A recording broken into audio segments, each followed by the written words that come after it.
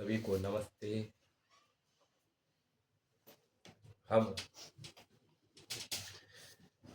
बौद्ध दर्शन पर विचार कर रहे थे। बौद्ध दर्शन की महामानवीयता के विषय में हमने चर्चा की है और अब हम जो बौद्ध दर्शन का ग्रंथ है बोधिचर्या, उनके श्लोकों पर चर्चा करेंगे, विचार करेंगे। देखो, पहला जो है बोधिचर्या में पहला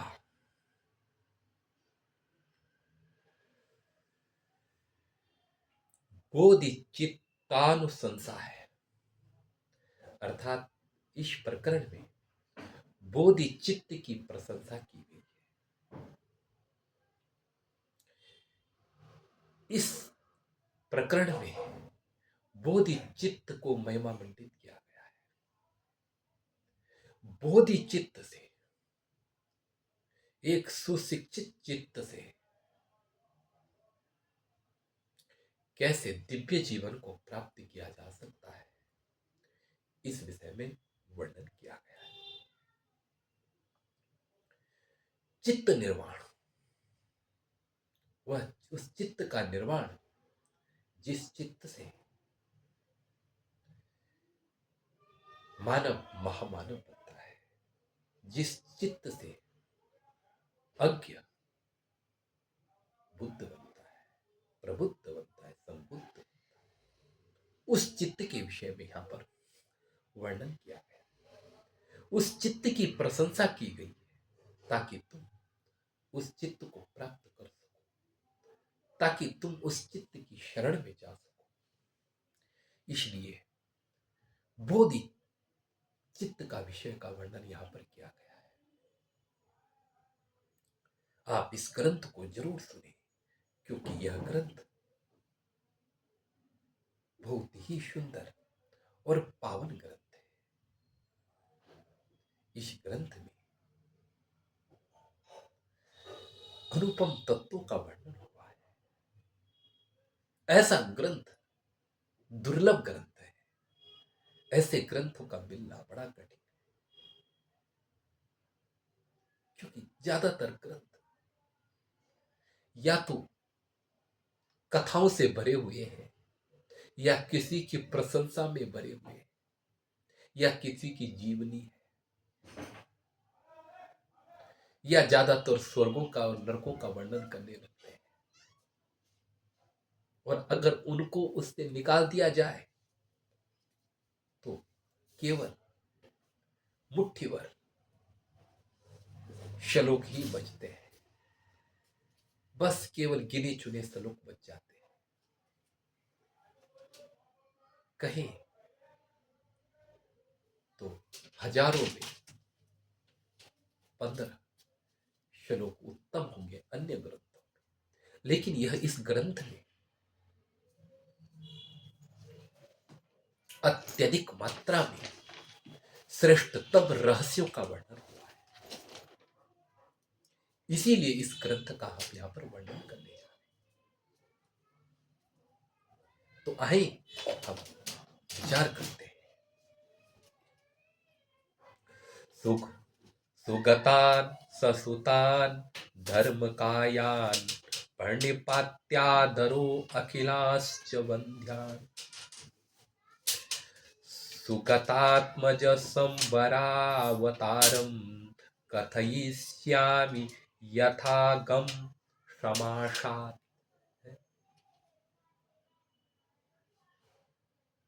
ये कह रहे हैं कि सुगतान ससुतान सधर्म काया, जो भगवान बुद्ध है उनका यहां पर वर्णन कर रहे हैं। और उनका यहां पर उनको पहले नमस्कार किया जा रहा है। यहां पर उनकी वंदना करके क्योंकि बौद्ध दर्शन का ग्रंथ है तो बौद्ध धर्म के बारे में बताया जाए। तो यहां पर बता रहे हैं ससुता अपने सुत अपने पुत्रों के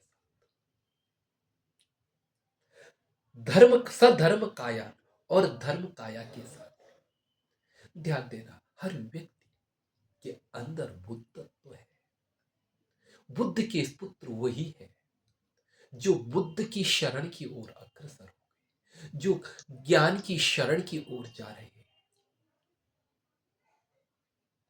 ऐसे बुद्ध श्रावक बुद्ध श्रावकों के साथ, बुद्ध पुत्रों के साथ और धर्म काया, जो क्या है धर्म काया वाले बुद्ध के पुत्र कौन होंगे? जिनकी धर्म ही काया।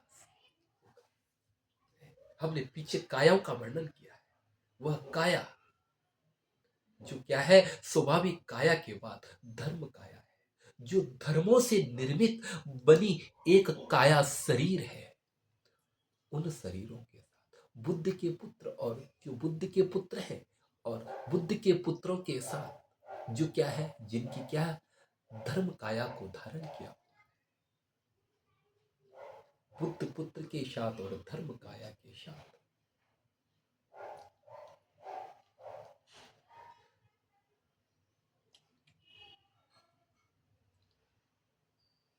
अखिल वंद्य। और अखिल माने जो विश्व आराध्य है, जिसको सब लोग जिसकी आराधना करते हैं, वह जगत पूज्य, वह जगत पूज्य व्यक्ति, वह अखिल प्रणम्य व्यक्तित्व, अखिल प्रणम्य व्यक्तित्व कौन? तथा सुगता, सुगत है भगवान बुद्ध है, उनको उनको आदरता, आदर के साथ आदर देकर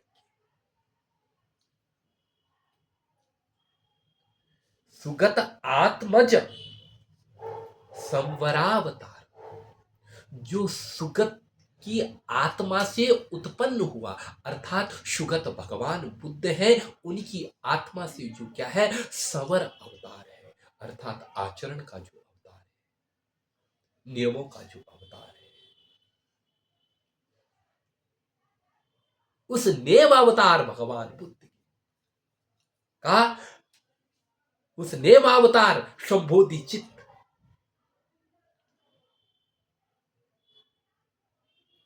को समासत यथागमम कथयिष्यामि, उनको मैं संक्षेप पूर्वक जैसा मैं जानता हूं उनका वैसा मैं वर्णन करूंगा। पहले भगवान का नमस्कार और नमस्कार करके अपने विषय का वर्णन कर दिया है। यह आचार ग्रंथ है, ये विश्व इसका नाम बोधिचर्या है। जो बुद्धत्व को प्राप्त हो गए उनकी उनकी चर्या का इसमें वर्णन है, उनका मैं संक्षेप पूर्वक यहां पर वर्णन करता हूं। और कहते हैं आगे कि नहीं किंचित दपूर्व मत्र वाच्यम न च संग्रंथन कौशलम ममास्ति, अतएव न मे प्रार्थ चिंता, स्वमनो वाशयितुम कृतम मयेदम। कह रहे हैं कि न ही किंचित अपूर्वम अत्र मया वाच्यम, मम मम मम या न ही किंचित अपूर्वम अपूर्वम मया वाच्यम, मैंने यहां पर कुछ अपूर्व नहीं कहा है। मैंने जो पूर्व में नहीं कहा गया ऐसा मैंने कुछ नहीं कहा है, अर्थात सब पहले का कहा जा चुका है। और फिर बोलते हैं मैंने यहां पर कुछ ऐसा नहीं कहा, मैंने यहां पर कुछ अपूर्व बातें नहीं कही है। अपूर्व ने जो पूर्व में न कही, कोई नई बातें नहीं कही, जो है पहले से मैंने वही उसी का ही मैं वर्णन कर, इसलिए इसमें मेरी कोई विशेषता नहीं। और बोलते हैं कि इतना ही नहीं, न ग्रंथ कौशलम ममास्ति, और न ग्रंथन कौशलम ममास्ति, और न तो मेरे अंदर कुछ क्या है, ग्रंथ बनाने का कौशल है। मैं बिल्कुल है क्या हूं, ग्रंथ बनाने के कौशल से ही। इसी बात को यहां से लेकर के हो सकता है तुलसीदास ने लिखी गई, क्योंकि तुलसीदास के ग्रंथ में बहुत सारी बातें वह मिलती है कि जो दूसरी जगह से संग्रहित की गई।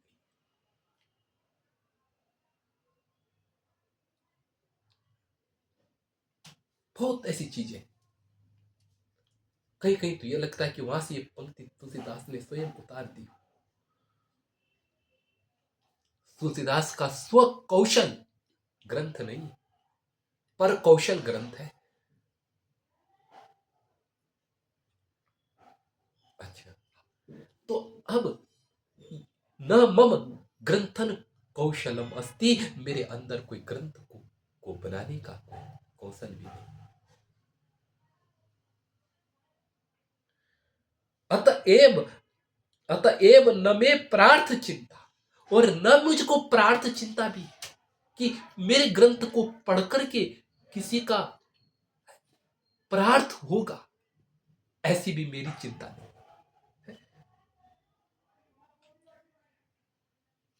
अतएव इसीलिए मैं ये सोचता हूं कि इससे कोई प्रार्थ चिंता होगी यह भी नहीं, क्योंकि सब पहले से कहा जा चुका है। और क्या है, मेरे अंदर तो कला कौशल भी नहीं, इसलिए क्या है, मुझे प्रार्थ की तो कोई चिंता ही नहीं कि इससे कोई प्रार्थ होगा। किंतु इतना मैं जरूर मान रहा हूं क्या, कि स्वमनम वासयतु, अपने मन को पवित्र बनाने के लिए मया इदम ग्रंथम कृतम, मैं अपने मन को सुखी बनाने के लिए, अपने मन को सुंदर प्रफुल्ल बनाने के लिए इस ग्रंथ की रचना रच रहा हूं। तुलसीदास ने भी कहा था क्या है कि स्वांत सुखाय तुलसी रघुनाथ गाथा है। मैं अपने मन को पावन करने के लिए इस ग्रंथ का निर्माण कर रहा हूं। अपने मन को पावन करने के लिए ध्यान दें, और विश्व मंगल कार्य भी वही होता है कि जो अपने मन को शांत करने के लिए, हर व्यक्ति करता यही है। सब व्यक्ति अपने मन को शांत कर रहे हैं, लेकिन वो दूसरे को फंसा देता है कि मैं दूसरे के सुख कर रहा हूं। आत्म तुष्टि को प्राप्त करने के लिए, अपनी आत्मा को कृतार्थ करने के लिए हर व्यक्ति कार्य कर रहा है ना?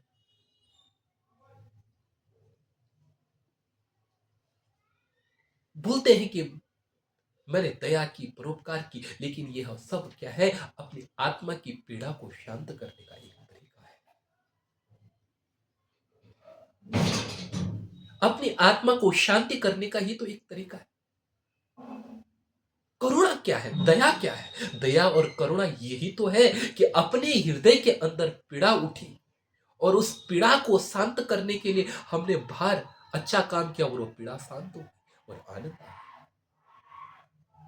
क्योंकि स्वांत अपने भावों को संतोष करने के लिए, अपने मन के अंदर उठ रहे जो भी भावुकता है, उस भावुकता को हम शांत करते हैं, और उसी से हमें आनंद मिलता है। जो भी है वह सब अपने मन को शांत करके प्राप्त होता है ना?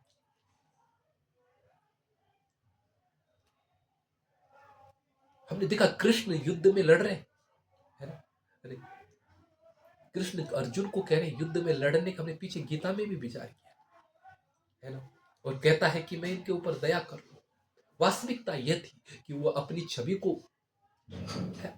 को सही बना रहा है, कि कोई मेरी निंदा न करे, है ना? यह डर, इस डर के कारण व्यक्ति क्या है, अपना काम कर रहा है। अंतिम वास्तविकता यही है कि अपने मन के कारण ही है, और मन निर्माण करने के लिए यह ग्रंथ बनाया गया है। अभी तो केवल कुछ श्लोकों में अपने भावुकता का है, लेकिन अद्भुत ग्रंथ है। आप सुनेंगे इसको तो आपको बहुत आनंद आएगा।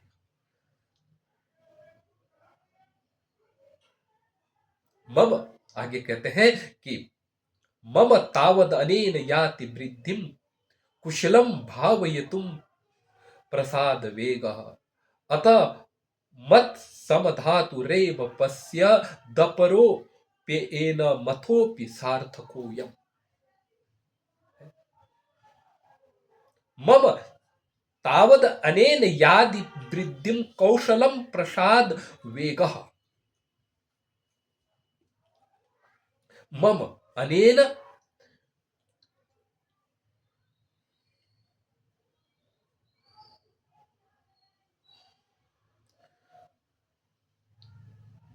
मेरी, मम मैंने मेरी,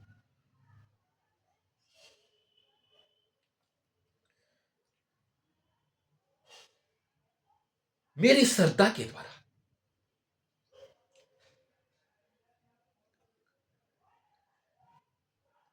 मम अनेन मेरी इसके द्वारा, अर्थात मेरे इस भावना के द्वारा, ऊपर कही गई जो ये विचार है, श्रद्धा है, इसके द्वारा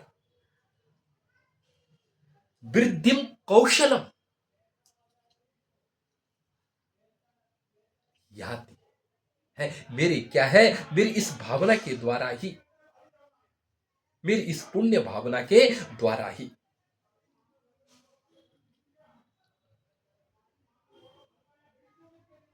प्रसाद वेग भावितुम याति, मेरे इस विचार के द्वारा ही इसमें वेग आ जाएगा। मैं जो ये कह रहा हूं इसी के कारण मेरे मन में एक वेग पैदा हो जाएगा, एक कौशल पैदा हो जाएगा, कौशल का विकास होगा।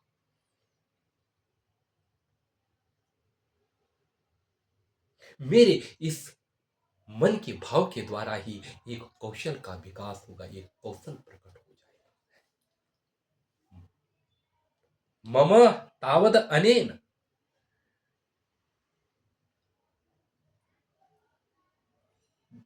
वृद्धिम कौशलम भवितुम याति, मेरे इस भाव के द्वारा ही कौशल की वृद्धि, कौशल वृद्धि को प्राप्त हो जाएगा। मेरा जो यह विचार है इसी के द्वारा क्या है, कौशलता की प्राप्ति हो जाएगी, कौशल का विकास हो जाएगा। है मेरी कौशलता का विकास हो जाएगा, कौशलम है, कुशलम, कुशलम वृद्धम याति, कुशल कर्मों का विकास हो जाएगा, कुशलता आ जाएगी।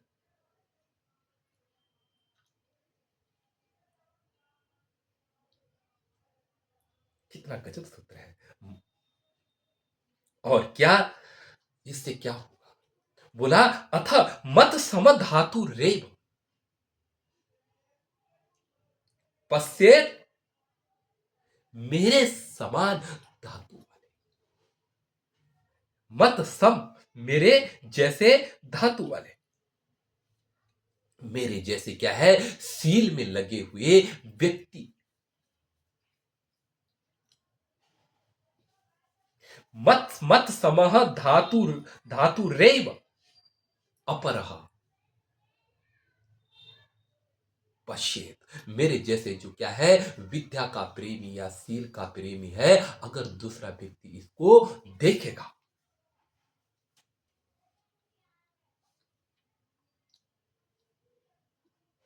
अगर मेरे जैसे क्या है, कोई सील वाला व्यक्ति की इसमें दृष्टि पड़ेगी, कोई इसको देखेगा है, तो वह भी इससे क्या हो जाएगा, कृतार्थ हो जाएगा।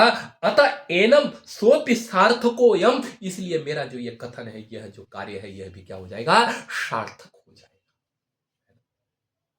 मेरे मन के उद्वेग के कारण मेरा कार्य, मेरे कुशल कार्य पूरा हो जाएगा, और मेरे जैसे कोई विद्या का विष्णु व्यक्ति अगर इसमें दृष्टि पड़ेगी तो उसका भी उद्धार हो जाएगा, इसलिए मेरी कृति भी सार्थक है। पहले बता दिया कि मैं अपने मन की संतुष्टि के कारण इस कौशल का विकास कर रहा हूं, और दूसरे में अपने ग्रंथ की स्थिति भी बता दी है कि इसके कारण मेरा ग्रंथ भी क्या हो जाएगा, सार्थक हो जाएगा।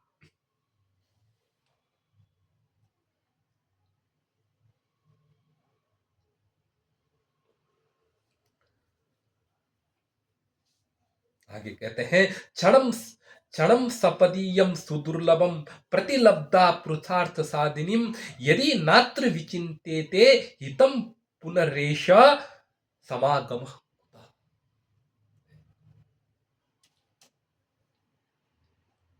क्षण संपदि इयं सुदुर्लभः प्रतिलब्धा पुरुषार्थ साधिनी। पुरुषार्थ साधिनी, यह जो पुरुषार्थ को सिद्ध करने वाली है। और कैसे? सुदुर्लभः, जो अत्यंत दुर्लभ है। सु और फिर दुर्लभ, जो अत्यंत दुर्लभ है।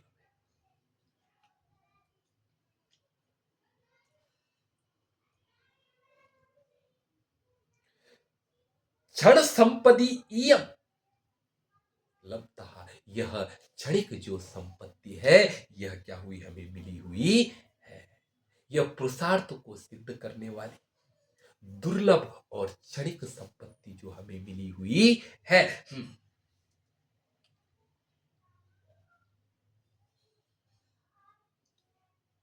तो बोलते यदि यदि ना नात्र चिंतते हितम, तो पुनर्एषा समागमः कुतः।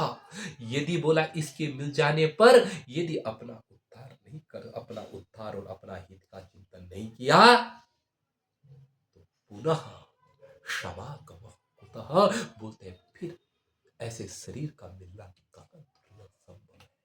इसलिए यह क्षणिक जो संपत्ति मिली हुई है, इसका अपना उद्धार करो, फिर मिलना संभव नहीं। इसलिए लग जाओ इस शरीर को उद्धार करने, चित्त निर्माण करने में लग जाओ।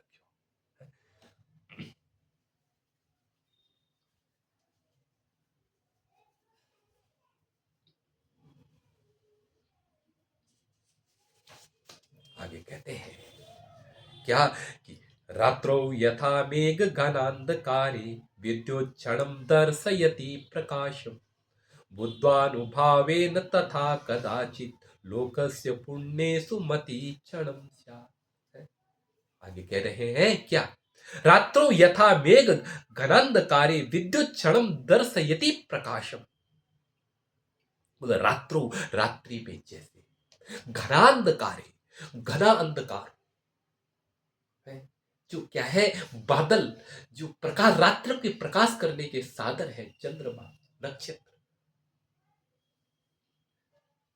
तारे आकाश में जो है, और बादल लगे वो मिट गए और घना अंधकार छा, तो यथा रात, एक रात्रि और फिर बादल, और उनसे क्या हो रहा है? घना अंधकार, जो भयानक अंधकार जिसमें कुछ दिखाई नहीं दे रहा है। ऐसे में क्या है? विद्युत क्षणम दर्शयति प्रकाशम। विद्युत क्या है? क्षण भर के लिए क्या है? विद्युत, विद्युत प्रकाश पैदा होती है। क्षणम प्रकाशयति है विद्युत, क्षण भर में क्या होता है? विद्युत का प्रकाश हमको बता देती है।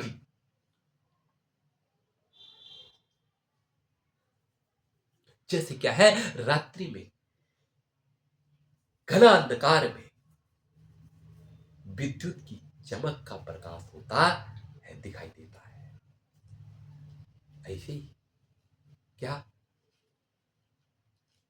बुद्ध्वानुभावेन तथा कदाचित् लोकस्य पुण्येषु क्षणं च पुण्येषु मतिं क्षणं स्यात् है। वैसे ही, तथा वैसे ही, बुद्धानुभाव से, बुद्धानुभावे, बुद्धानुभाव से,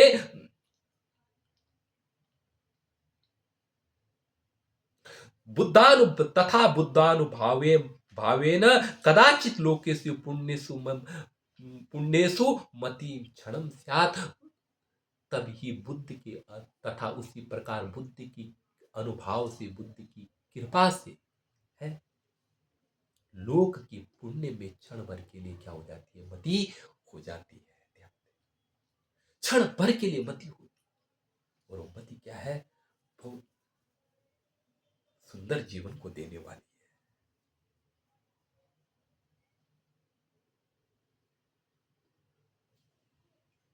क्षण भर के लिए पुण्य की ओर जाती है। तस्मात् शुभम दुर्लभमेव नित्यम बलम तो पापस्य महत् सुघोरम। तज्जीयते अनेन सुबेन केन संभूति चित्तम यदि नाम न स्यात्। लोगों की मति केवल क्षण भर के लिए जा रही है और फिर क्या है, अंधकार में है। लेकिन यदि बोलते हैं कि तस्मात् शुभम दुर्लभम एव नित्यम बलम तु पापस्य महत् सुगोरम है।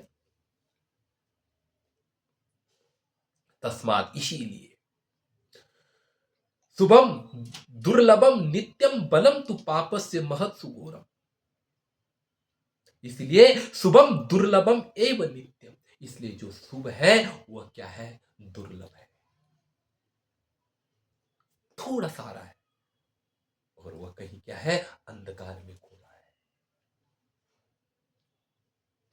खो जा रहा है, पता ही नहीं चल रहा है। थोड़ा एक क्षण के लिए आता है सुख की भावना और फिर वो विलीन हो जाती है और जैसा आदमी है वैसा ही वो पशुवत कार्य करने लगता है।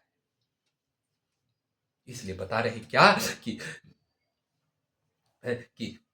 तस्मात् शुभम दुर्लभम एवं नित्यम बलम तु पापस्य महत् सुघोरम, और बोलते हैं पाप का बल बहुत ज्यादा बड़ा और घोर है। बहुत खतरनाक बल किसका है, पाप का है। पाप का बल बहुत ज्यादा हो गया है और क्या है, इंसान क्या है, बर्बाद होता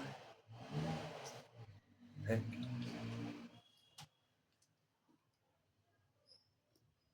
इसीलिए तज्जीयते अनेन सुवेन,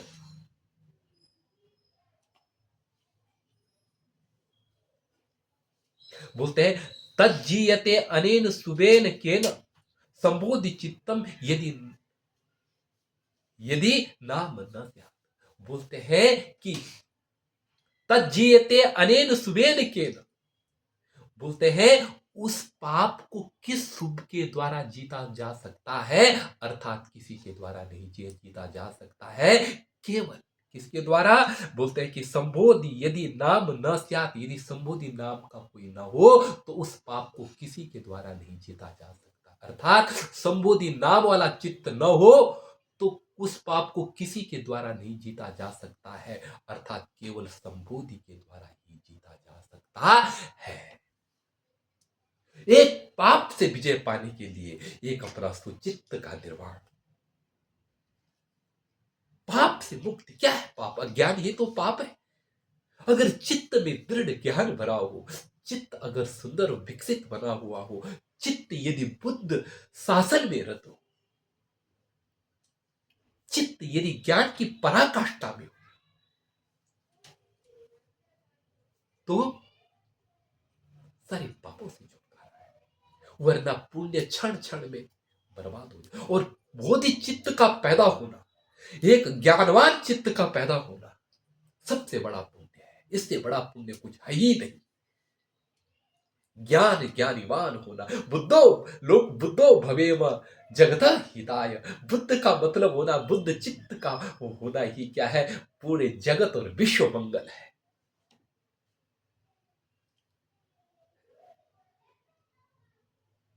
इसीलिए भगवान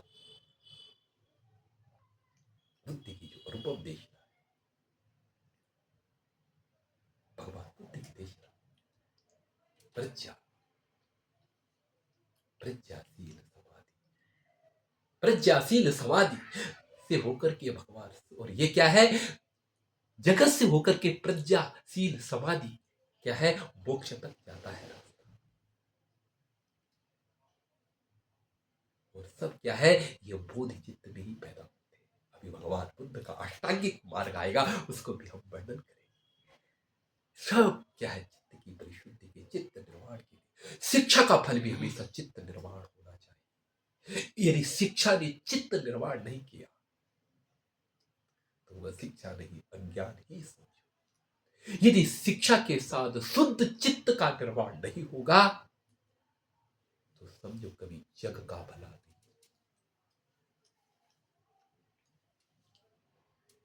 आज मैंने बड़े बड़े धर्म संगठनों में देखा है, वहां पर केवल क्या सिखाया जा रहा है, दूसरे धर्म को दबाने के लिए अस्त्र प्रशिक्षण दिया जा रहा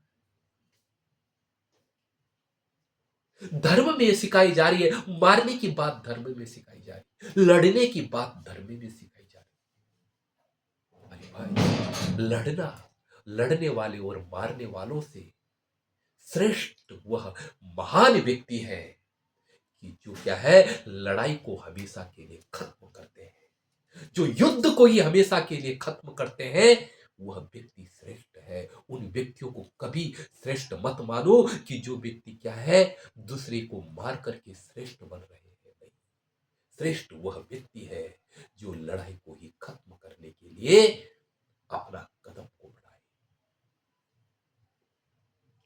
कभी नहीं। इसीलिए आज बहुत सारे धर्म क्या है, चित्त निर्वाण की जगह चित्त विकृति को पैदा कर रहे हैं। चित्त विकृति बड़ी खतरनाक है। आप सोचो तो, अभी लड़ाइयां हो रही, वो लड़ाई में क्या होता है, एक का वह शहीद होता है और दूसरे का वह आतंकवादी होता है। ध्यान दें।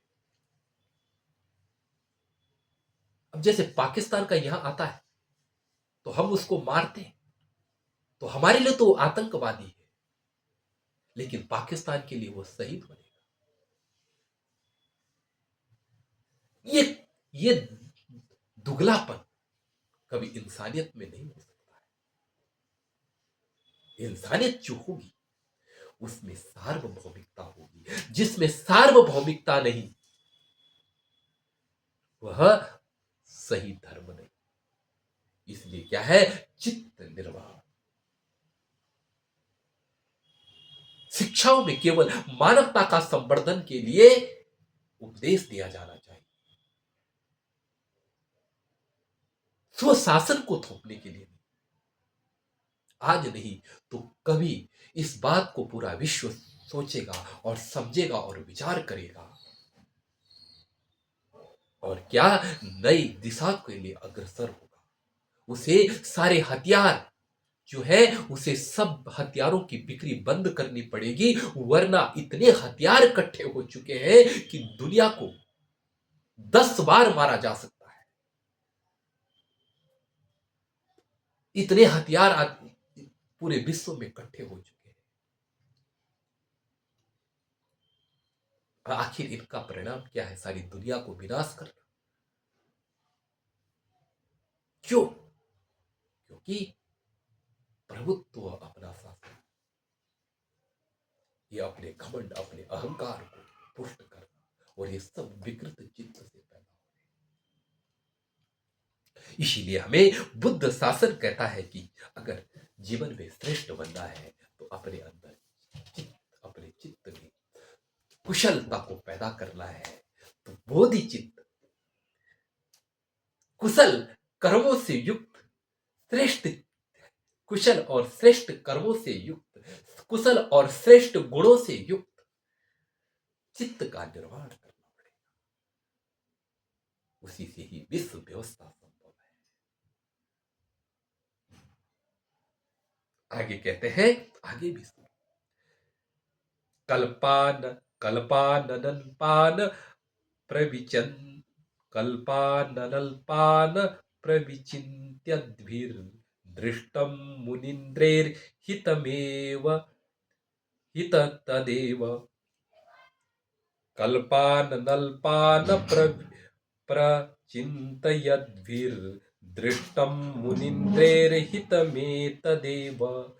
यत सुखेनैव सुखं प्रवृद्ध मुत्प्लावयत्यप्रमृताञ्जलोघा।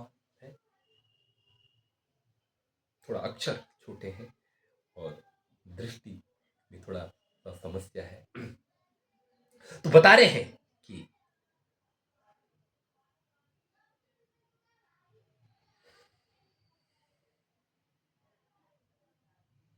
देखो, यहां पर बता रहे हैं कि मुनिंद्र, मुनियों के ऊपर, मुनि को मननाथ, चिंतन चिंतनशीलों के जो इंद्र है, महान विचारक है, चिंतनशीलों के जो इंद्र स्वामी, भगवान बुद्ध का नाम एक मुनिंद्र है, क्योंकि वह चिंतन की पराकाष्ठा में पहुंचे थे, इसलिए उनको मुनिंद्र कहा जाता है, अर्थात मुनियों के स्वामी। जो भगवान बुद्ध ने एक अनल्पान कल्पान, अनल्प माने अल्प नहीं अर्थात बहुत सारे, कल्पान माने कल्पों कल्पों तक, पर विचिंत यद्भिर, पर विचिंत यद्भि, चिंतन करते करते भगवान मुनिंद्र ने बहुत बहुत सारे कल्पों में चिंतन करते करते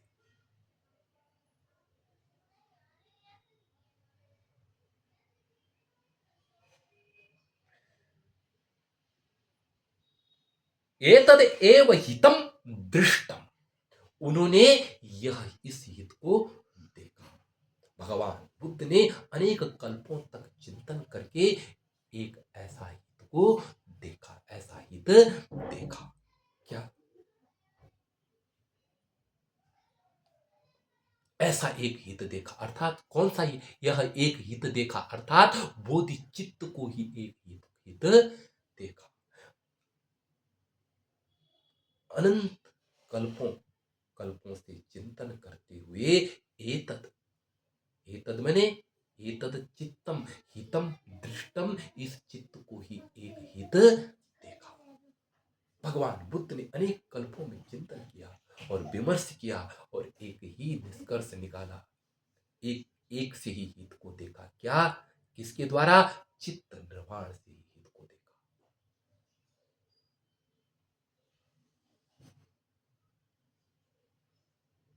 यथा सुखेनेव सुखम प्रवृत्त,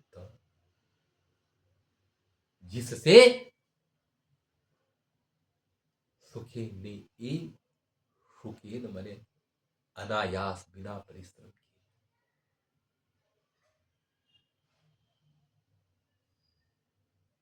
बिना बिना प्रयास के, सहज ही, प्रवृद्धम प्रवृद्धम सुखम, जिससे क्या बिना प्रयास के ही जिससे क्या हो जाता है, सुखम प्रवृत्तम, सुख बढ़ जाता है, सुख बढ़ने लगता है। और क्या होता है कि अमित जनान अमितान जन ओकान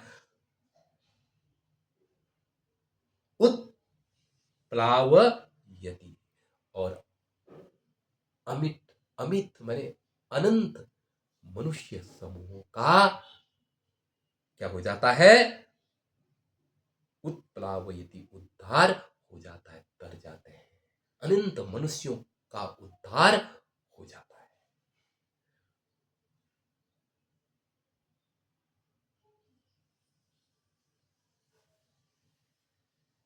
अनंत मनुष्य इस चित्त के द्वारा ही उद्धार को प्राप्त हो जाते हैं। इसलिए सारी शिक्षा चित्त निर्माण के लिए, लेकिन आज की शिक्षा चित्त निर्माण नहीं कर पा रही, क्योंकि चित्त निर्माण की स्थिति बिगड़ती जा रही। आज परस्पर सहयोग कम होता जा रहा है।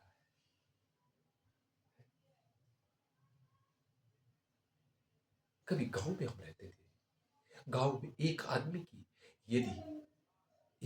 को यदि दुख होता था तो सारे गांव वाले वहां इकट्ठे हो जाते थे और उसको, उसके लिए पालंगी बनाकर उसे अपने कंधे के माध्यम से बहुत सारे जन सैलाव जाकर के डॉक्टर के पास ले जाता था।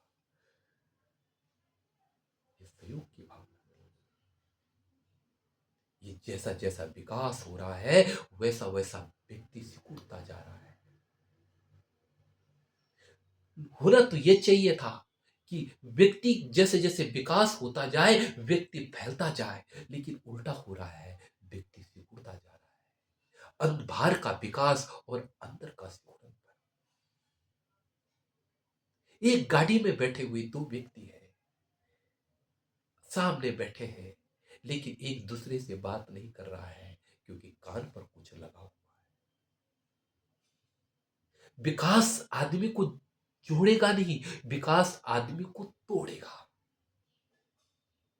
और टूट रहा है।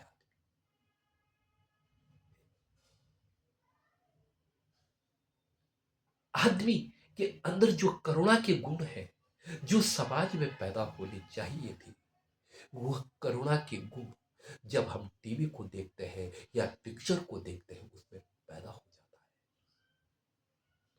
और विसर्जित भी हो जाता है, लेकिन व्यवहार में बहुत कम दिखाई देता है। पता नहीं क्या हो गया है कि अगर अच्छे काम के लिए भी आदमी अपने पाँव को नहीं बढ़ा पा रहा है,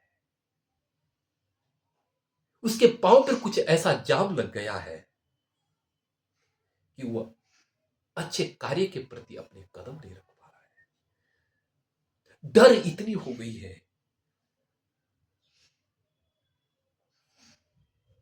कि अच्छे कर्मों से भी डर लगने लगा है। शासन प्रशासन जो है वह क्या है, उसका उससे ज्यादा डर सताने लग गया है और इस वजह से वह अच्छे कर्मों को भी नहीं कर पा रहा है। बहुत जगह ऐसी समस्याएं आ रही हैं। उसकी सेवा तो करेगा डर के मारे, लेकिन उपयोग नहीं कर पा, उसका उपयोग भी नहीं कर पा।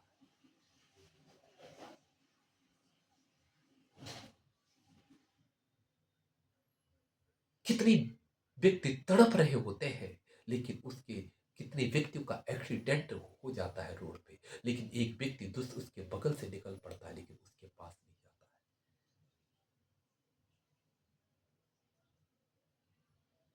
डर डर कैसा भी रूप ले लेती है। इसीलिए हमें आज भी चित्त निर्माण करना है तो डर को भी भगाना पड़ेगा। मन से डर को निकालना पड़ेगा। अच्छाई को उत्पन्न करने के लिए उसके अंदर साहस को पैदा करना पड़ेगा। चित्त निर्वाण में साहस पैदा होगा कुशल कर्मों के प्रति। चित्त निर्वाण में दया प्रकट होगी। चित्त कुशल कुशल चित्त में, कुशल बोधि चित्त में, चित्त निर्वाण में कुशल कर्म पैदा होंगे। चित्त निर्वाण में दया पैदा होगी। चित्त निर्वाण में प्रेम पूर्ण चित्त पैदा होगा। चित्त निर्वाण में बलिदान पैदा होगा। आत्मसमर्पण पैदा होगा। चित्त निर्वाण में त्याग की भावना लबालब मन में भरी हुई होगी।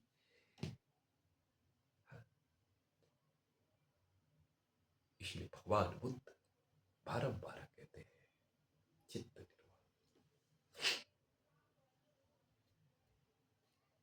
आगे कहते हैं क्या आगे विषय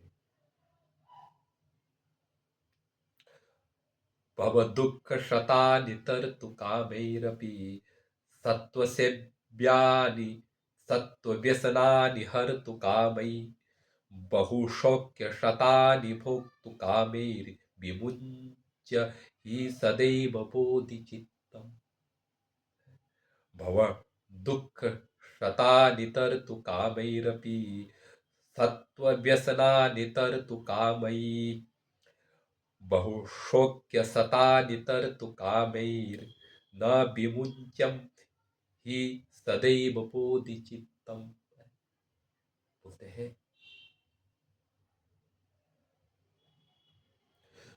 भव दुख सतानि, सैकड़ों संसार के दुख जो है उनको तरतु कामई, तरतुम कामई, म भी बीच में था, तरतुम था, म तुम काम मन सरो है। तुम के बाद अगर काम शब्द मन शब्द परे हो तो तुम के मकार का लोप हो जाता है, ऐसा व्याकरण का नियम है।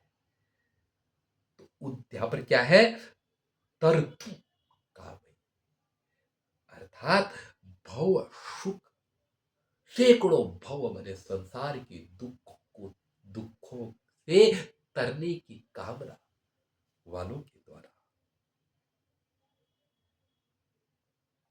और सत्व व्यसनानि हरतु कामई। और सत्व कहते हैं जीवों के जो व्यसन है, दुख है, पीड़ा है, उनके हरतु कामई, हरने की कामना वाले के द्वारा।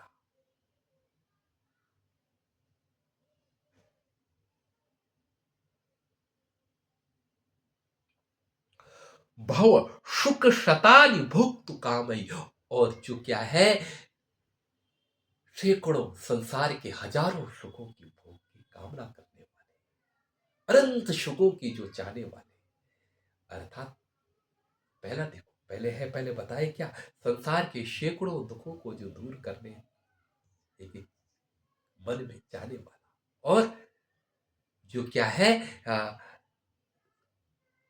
जो सत्व पीड़ा को खत्म करना चाहता है उसके द्वारा, और जो क्या है बहु शौक्य शतानि भुक्तुम काम, भुक्त काम, सैकड़ों सुखों को भोगने की कामना वाले व्यक्तियों के द्वारा।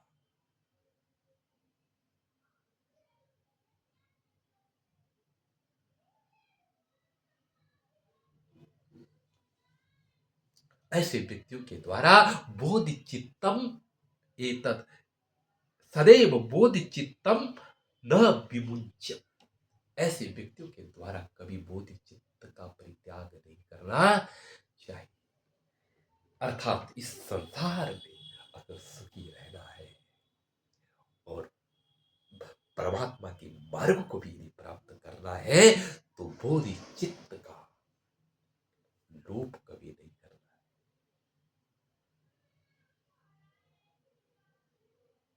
बोधि चित्त का कभी भी हरण नहीं करना है। बोधि चित्त से, बोधि चित्त के द्वारा अनंत साम्राज्य प्राप्त हो सकता है।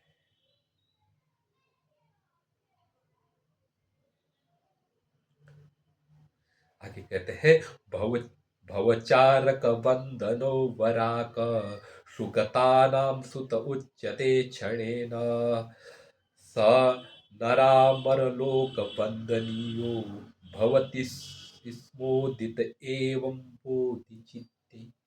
उदित बोधि चित्ते, बोधि चित्त के उदित होने पर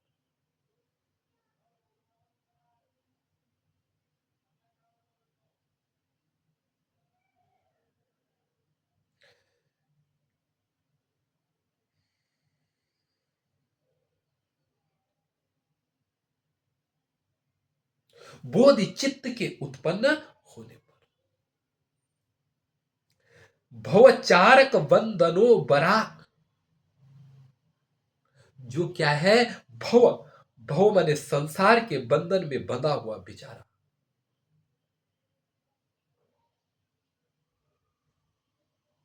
जो क्या है इस संसार में जैसे बोधि चित्त पैदा होगा मन में, वैसे जो बेचारा क्या है भव बंधन में फंसा हुआ, भवचारक बंधनो वराक बेचारा, सुगतानाम सुत उच्चते क्षणेन, उसी समय वह क्या हो जाएगा सुगत का पुत्र, मैंने भगवान बुद्ध का वह पुत्र बन जाएगा।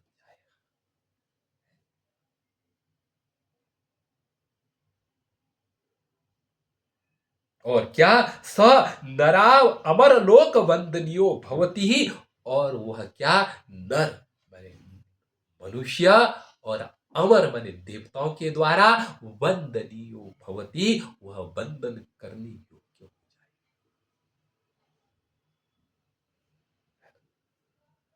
बोधि चित्त के पैदा, बोधि चित्त के वर्णन किया जा रहा है,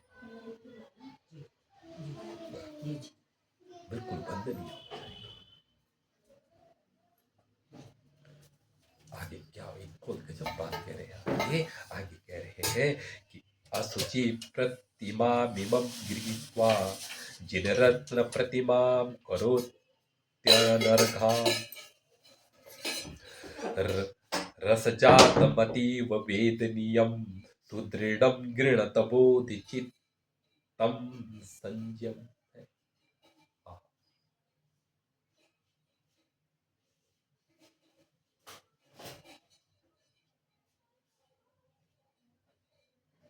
बोलते हैं बोधि चित्तम संज्ञकम, बोधि चित्तम संज्ञकम, माने बोधि चित्त संज्ञा वाला नाम, बोधि नाम, बोधि चित्त नाम वाला। रस जातम अतिवेदनीयम, जो क्या है, रस जातम, अतीव रस जातम वेदनीय, जो क्या है, अत्यंत रस से भरा हुआ।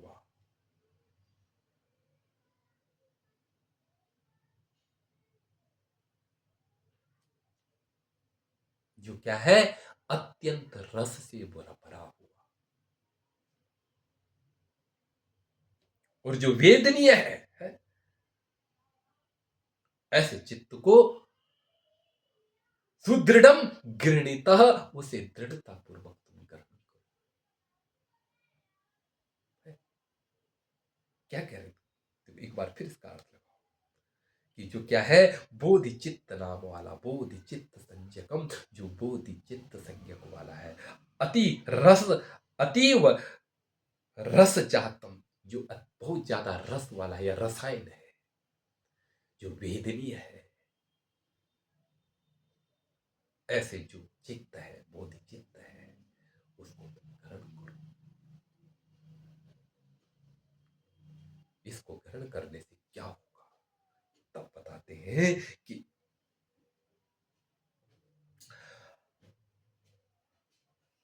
इमम असुचिम, इमम असचिमम प्रतिमाम गृहीत्वा, यह जो असुचि अपवित्र प्रतिमा है, ये असुचि और अपवित्र, यह गंदगी का जो घर है,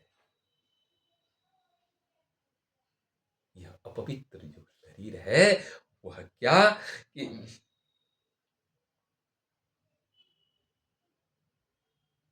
यह जो अपवित्र घर है, वह जो अपवित्र प्रतिमा है, इसको ग्रहण करके अनर्था, मैंने अमूल्य,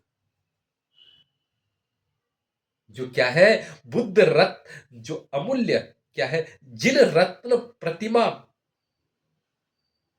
जो क्या है, जिन बुद्ध की जो बनी हुई प्रतिमा है, करोति, वह बन जाती है। अर्थात यह शरीर जब हम बोधि चित्त को ग्रहण कर लेंगे, तो यह जो शरीर है, यह जो गंदगी का असुचि शरीर है, यह शरीर भी बुद्ध की प्रतिमा बन जाएगी, बुद्ध की मूर्ति बन जाएगी, विश्व बद्ध पूजने बन जाओगे।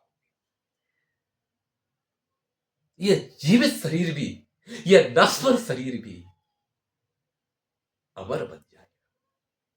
क्योंकि ध्यान देना, दुनिया में तुम्हारे शरीर की पूजा नहीं, मेरी शरीर की पूजा नहीं, दुनिया में गुणों, गुण काया की पूजा है, धर्म काया की पूजा है। इस शरीर को धर्म काया बना दो यार, जीवन पवित्र हो जाएगा। कोई शरीर को नहीं पूछता है, गुणों की पूजा है, गुणों के, गुणों से इस काया को सजा दो, बुद्ध काया बना दो, कौन मिटा सकता है। बुद्ध ने तो उपदेश, पीछे हमने कहा था, बुद्ध ने सारनाथ में जिस काया को प्राप्त किया था, वह गुणमयी काया थी, और वह अमिट है, वह सदा शाश्वत है। अनंत रूपों में कोई भी सत्कार्य करोगे, वही काया अंतिम में पैदा होती है, और वही विश्व मध्य बनती है। ये बुद्ध की देशना है, बुद्ध काया को पैदा करो। इसी को कृष्ण कहते हैं कि मैं जन्म जन्म में क्या है, युग सुधारने के लिए आता हूं। यही काया बारंबार अनंत करुणा की काया है। जब जब धर्म की हानि होगी, मानवता संत्रस्त होगी, किसी न किसी के हृदय में वो काया अवतरित होगी। अनंत लोगों के अंदर संभावना है उसकी,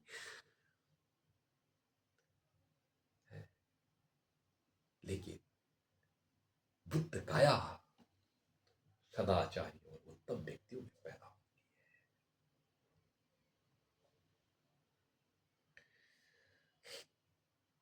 आगे कहते हैं सुपरीक्षितमप्रमेय धीर्भी बहुमूल्यम जगदेक सार्थक वाहे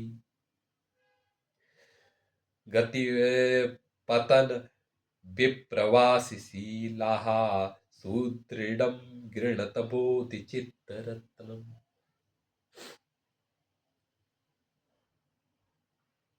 ये क्या है? गति पतन विप्रवासिशीला, जो क्या है?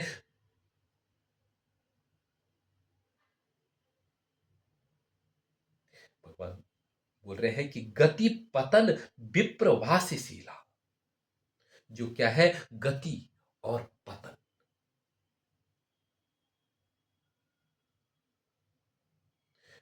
उनके नगरों में जो रहने वाले हैं, अर्थात ये गति पतनशील नगरों में रहने वाले, जो गति और पतन के चक्कर में फंसे हुए,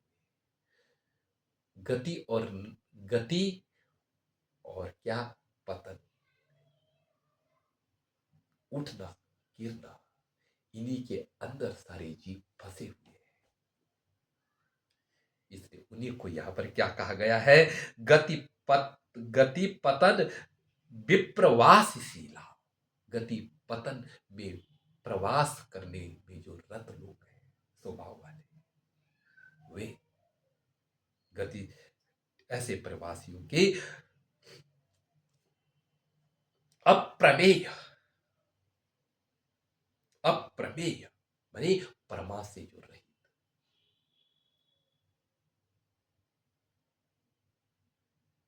कौन? धी भी बुद्धिवान, बुद्धिमानों के बुद्धिमान।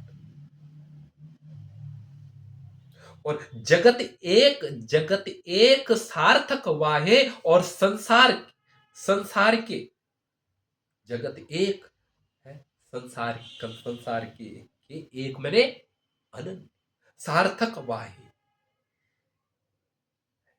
जो जगत के अनन्य सार्थक वाह है, ऐसे बुद्धों के द्वारा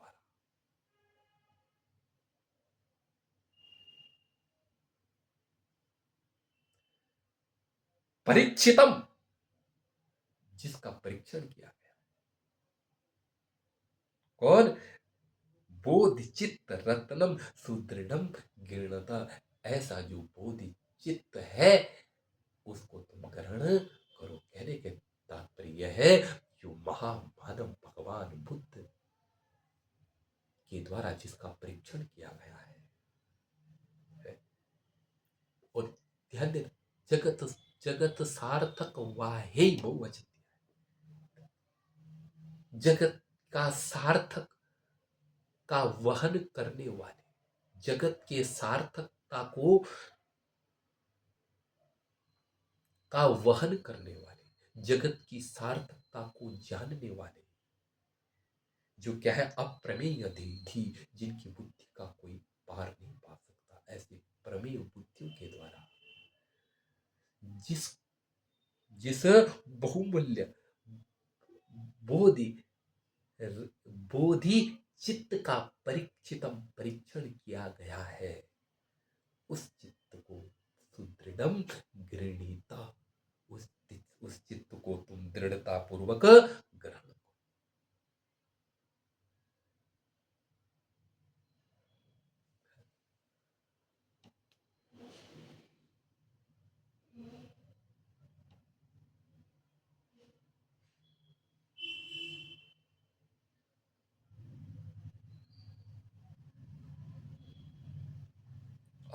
आगे भी कहते हैं क्या? कदलीव फलम विहाय याति क्षयं मन्यत कुशलम हि सर्वमेव सततं फलति क्षयं न याति प्रसवत्येव तु बोधचित्त वृक्षः। आगे बताते हैं, देखो आगे कहते हैं कि बोलते हैं कि क्या? कदलीव फलम विहाय याति क्षयम अन्यत कुशलम ही सर्वमेव। ये बताते हैं सभी पुण्य कदली कदलीव कदलीव फलम विहाय याति क्षयम अन्यत कुशलम सर्वम एव कुशलम। जो क्या है, सर्वम एव कुशलम,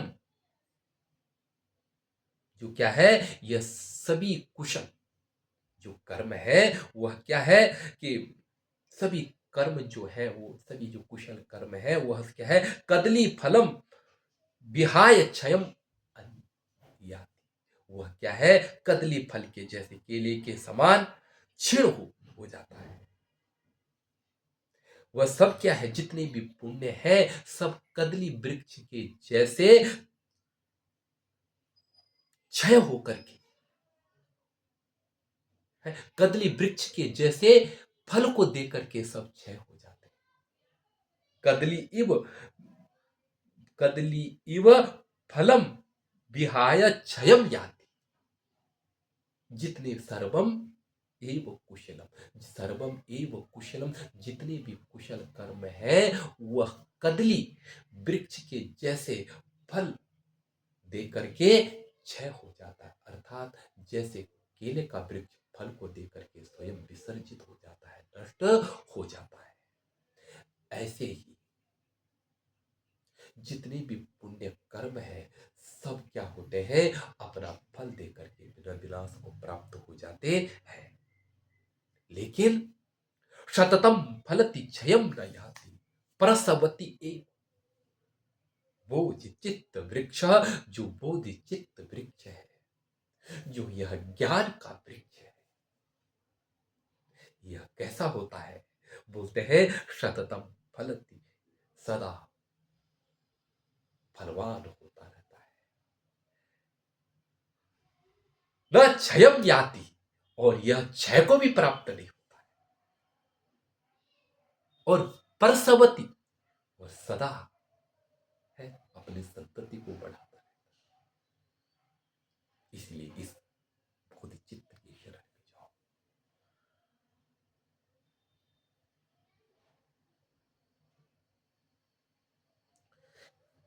कृत्वा पापानि सुदारुणानि यदाश्रयादुत्तरति क्षणेन सुराश्रवेणेव महाभयानि नाश्रीयते तत्कथम तत्कथमज्ञसत्त्वयि।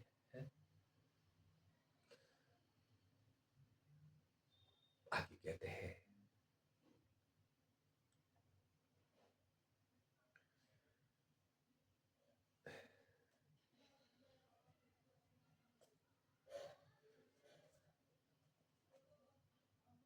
तत्कथ कथम अज्ञसत्त्वयि,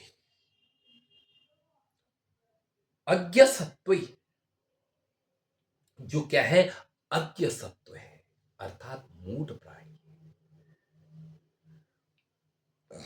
उनके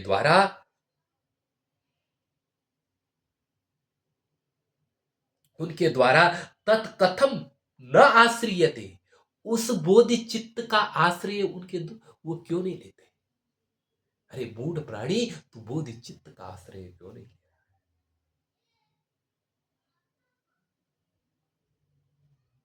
बोलते हैं कि यदा यदाश्रयात, जिसके आश्रय लेने से पापानि कृत्वा सुदाराणि पापानि कृत्वा क्षणेन दुत्तरति, जिसका आश्रय लेने से भयानक से भयानक पाप क्या हो जाते हैं, सब नष्ट हो जाते हैं, खत्म हो जाते हैं। कैसे खत्म होते हैं, बोलते हैं कि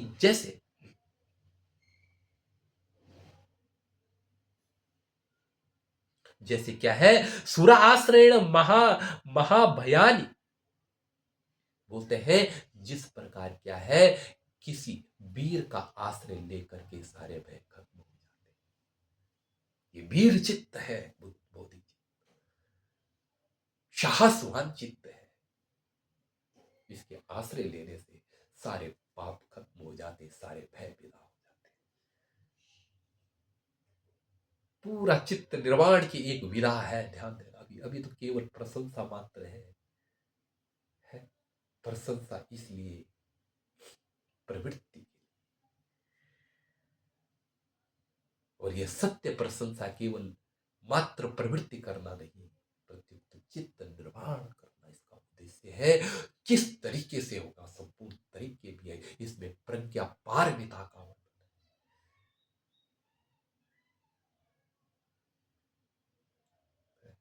प्रज्ञा पारमिता ही बौद्धों की सबसे बड़ी देन है, महायान की सबसे बड़ी देन है।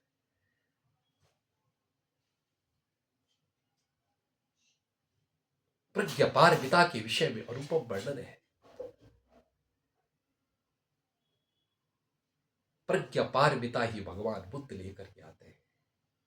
प्रज्ञा पारमिता का उपदेश ही भगवान बुद्ध करते हैं, और उसी के माध्यम से जीवन सफल होता है।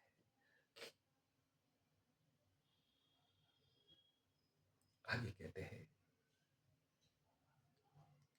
युगांत काला दलवन महान महांति पापानि यन्निर्दहति क्षणेन यस्यानुसंस्थानमितानुवाच मैत्रेयनाथ सुनाथाय धीमान।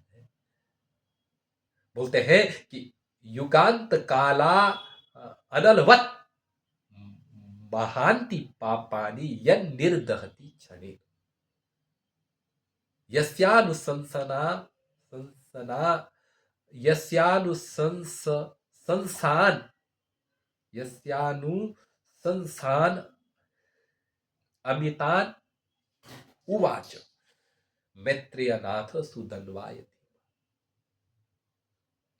बोलते यस्य यस्य युगांत कालान अनलवत, युग के अंतिम में उत्पन्न होने वाली आग की जैसे, महांति पापादि यह निर्दहति क्षणेन, जिसके द्वारा ऐसा क्या है, सारे पाप को दहन हो जाते हैं। अर्थात प्रलय काल में जैसे अग्नि पैदा होती है और सब कुछ जला के खत्म कर देती है, ऐसे ही महांति पापानि यन निर्दहति क्षणेन, जो क्या है, महान पापों को क्षण भर में जो जला देता है। और क्या, और यस्यानुसंसा यस्य, और यस्य मैंने जिसकी, जिस बोधि चित्त की,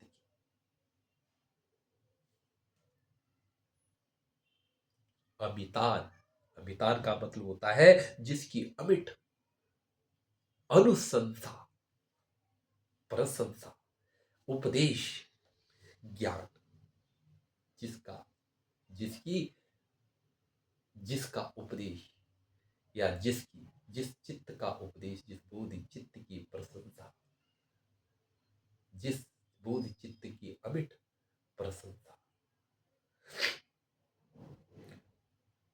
मैत्रेयनाथ, भगवान मैत्रेयनाथ ने जो क्या थे, वशुबंधु के भी गुरु थे, जिन्होंने विज्ञानवाद का जन्म दिया। महायान, महायान के में एक और कड़ी जोड़ने वाले मैत्रेयनाथ थे। इन्होंने इन्होंने ये जो विज्ञानवाद है, इसको जन्म दिया। तो जिसकी अनुशंसा, जिसकी अमिट अनुशंसा मैत्रेयनाथ ने, धीमान धीमान धीमान मैत्रेयनाथ ने, बुद्धिमान मैत्रेयनाथ ने सुधन्वाय उवाच, सुधन्वा नामक अपने शिष्य के लिए कहा, उस बोधि चित्त को जीवन में अपनाओ, सारे पाप निर्दग्ध हो जाएंगे।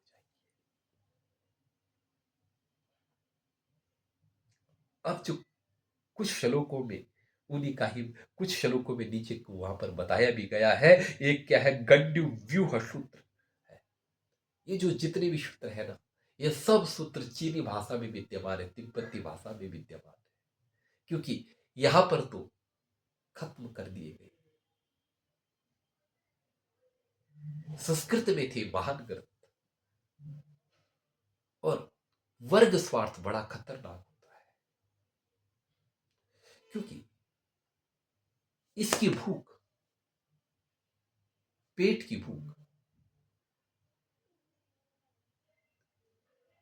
इसके ऊपर प्रहार करने लगती। पेट की भूख इसका नियम तोड़ने लगती। यही हुआ। वर्ग स्वार्थ ने महानतम सिद्धांतों को बहुत खतरा पहुंचाया।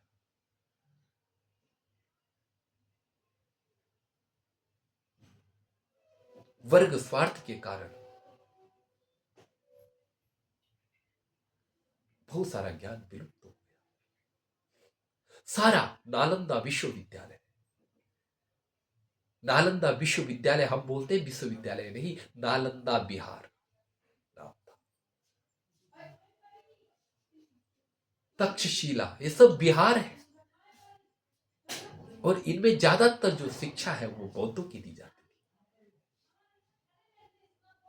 अगर ये विद्यालय अगर न जलते तो आज पूरी एशिया में बुद्ध धर्म होता। इनमें सबसे ज्यादा जो शिक्षा थी वह बौद्धों की थी। ऐसा कुछ लेखों को लेखक और बाह्य बाह्य साक्षी और इस पृथ्वी ने स्वयं कही। यह पृथ्वी, जब कोई इतिहास न मिला तो पृथ्वी ने स्वयं इतिहास देकर के मानव को तृप्त किया। लोगों ने जहां जहां ये विद्यालय थे वहां वहां जब खुदाई की तो वहां वहां बौद्ध अवशेष ज्यादा मिले।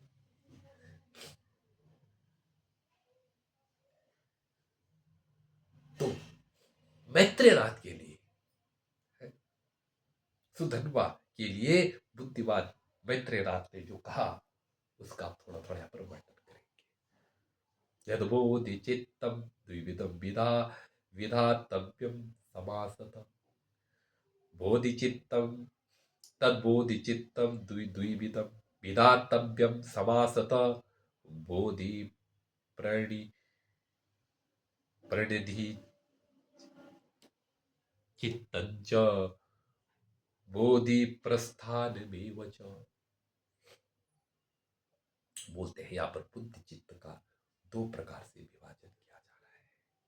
बोलते हैं कि तद बोधि चित्तम द्विविधम समासतः विधातव्यम। उस बोधि चित्त को दो प्रकार से समझना, दो प्रकार के। बोला कौन कौन से हैं? तब बताया कि एक तो क्या है, बोधि प्रणहित चित्तम,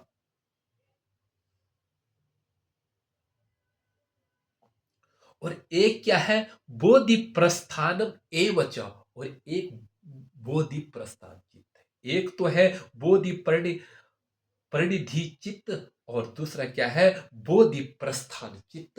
ये दो प्रकार के चित्त है। बोला दो प्रकार के कौन कौन से हैं, कैसे कैसे समझे इनको? तब आगे बताते हैं कि गंतु कामस्य गंतुश्च यथा भेद प्रतीयते तथा भेदानयोर जेयो यथा संख्ये न पंडित। बोलते हैं कि गंतु कामस्य गंतुश्च यथा भेद प्रतीयते। जैसे गंतु काम, एक जाने की कामने वाला, और गंतु मने जा रहा है। एक जाने की इच्छा करता है और एक जा रहा है।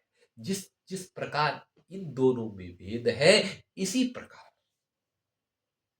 तथा भेद अनयोर जेय, इसी प्रकार इन दोनों का भेद को समझ। किन दोनों का? यथा संख्य से, मैंने जैसे ऊपर बताएगी उसी संख्य से। मतलब कि बोधि बोधि प्रणित चित्त और क्या है, बोधि प्रस्थान चित्त में उसी प्रकार समझ रहा। कहने का तात्पर्य यह है कि बोधि प्रस्थान चित्त का अर्थ, बोधि यानी बोधि परिणिधि चित्त का अर्थ है कि बोधि के तरफ जाने की कामना करने वाला। और क्या है, बोधि प्रस्थान का अर्थ है कि बोधि मार्ग पर लगा हुआ व्यक्ति, लगा हुआ चित्त। तो क्या बोधि परिणिध चित्त यह है कि बोधि में लगा हुआ चित्त, बोधि की कामना करने वाला चित्त और बोधि मार्ग पर लगा हुआ चित्त वाला, दो प्रकार के क्या है, बोधि चित्त कहलाते हैं।